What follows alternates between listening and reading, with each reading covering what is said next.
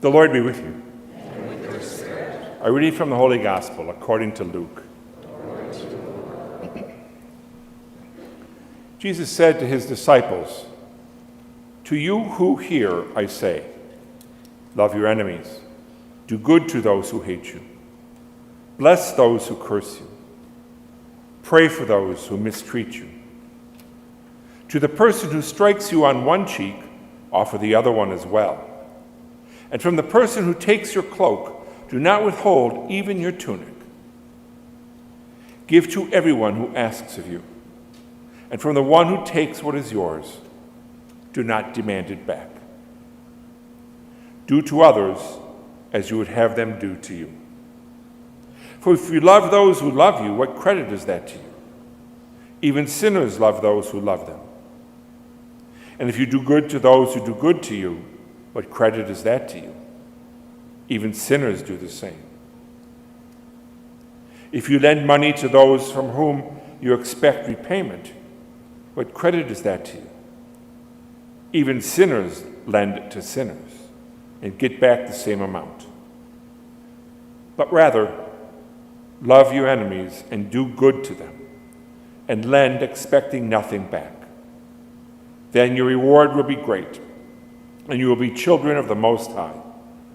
For he himself is kind to the ungrateful and the wicked.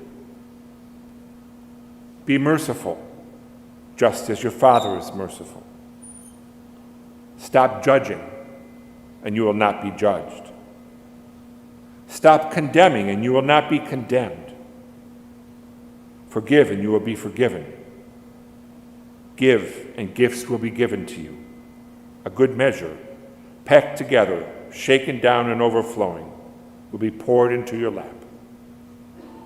For the measure with which you measure will in return be measured out to you."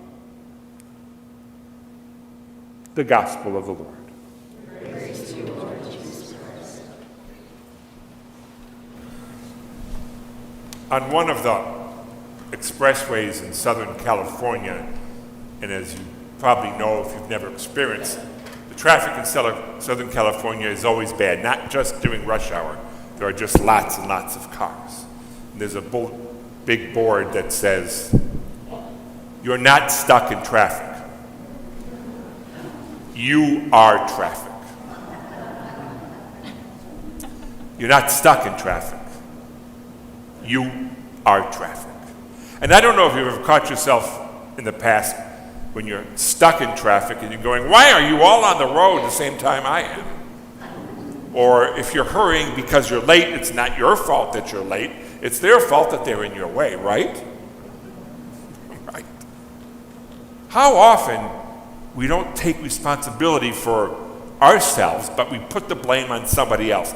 And even in relationships sometimes when we hurt one another or you get hurt from another person, it's very difficult for us to look into our hearts and to realize that, yes, you know what? I might be at fault here. Oh, no. It's the traffic's fault. It's not mine. Jesus knew when he gave this teaching that some of his followers were going to turn away from it. He knew this is not an easy thing to do, to love your enemies. I remember back, and I know I've told you this before, in Japan, there was a gentleman that started coming to the church. He was not a Christian. He had a little bit of interest, it seemed. And he would come especially on Fridays. Friday Mass was at 10, so it was a bigger Mass, and we'd sit around and drink tea and maybe talk about the gospel or something for a short period after Mass. And he would come, and he was coming probably for a few months, maybe 3 or 4 or 5. And one Friday, this gospel happened to come up. I don't know if it was the gospel for the following Sunday or whatever, but it was about loving your neighbors.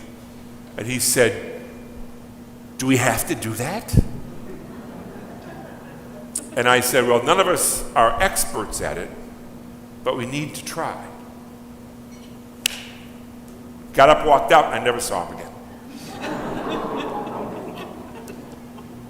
And I'm willing to bet that if you learn this now, and you weren't a Christian, you might not get up because you'd be embarrassed, but you may not come back. This is one of Jesus' toughest things that he's talking to us about. It's about loving your enemies, about hating those who curse you, about forgiving those who do bad to you.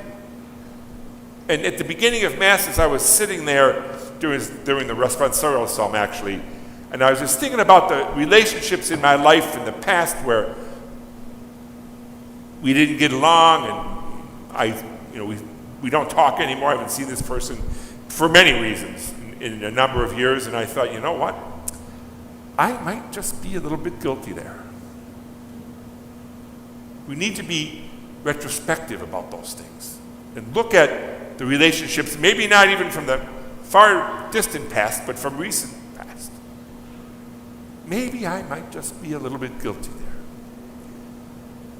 The Sufi Muslims, which is a branch of Islam, have a parable about Jesus. Jesus and his disciples are walking along the road, and people are cursing Jesus, and some are throwing rocks. And that story is also in our gospel. A few weeks ago, he went to Nazareth, and they tried to throw him off the hill. And they're cursing Jesus, and Jesus turns around and blesses them. And according to this Sufi story, the disciples asked Jesus, well, why are you blessing those who curse you? And Jesus says, I can only use what I have in my bag. I can only use what I have in my bag. What have you got in your bag? Have you got rocks in there? It's always easy to find a rock, isn't it? It's always easy to find a curse. And our response very, very often as human beings is a knee-jerk reaction. You yell at me and I'll yell at you. And you curse me and I'll curse you back, even if it's under my breath, because I don't want other people to think I'm a bad person. Jesus calls us instead not to have that sort of reaction, but to have a response that we take time in thinking about. Our response calls us to look into our hearts, to understand the love that God has for us. And sometimes the response to those people who curse us or hurt us, who do wrong against us, doesn't come right away, because we have to think about it. And in the long run, a response is usually a lot more Christian, which is what we call ourselves to be. A response which realizes that perhaps we don't need to respond to a curse with another curse, or to a rock with another rock. So if you ever happen to see me, if you ask me a question and you ever happen to see me not answer, think about it. Don't think that I'm lost. I'm looking into my bag to see what I have.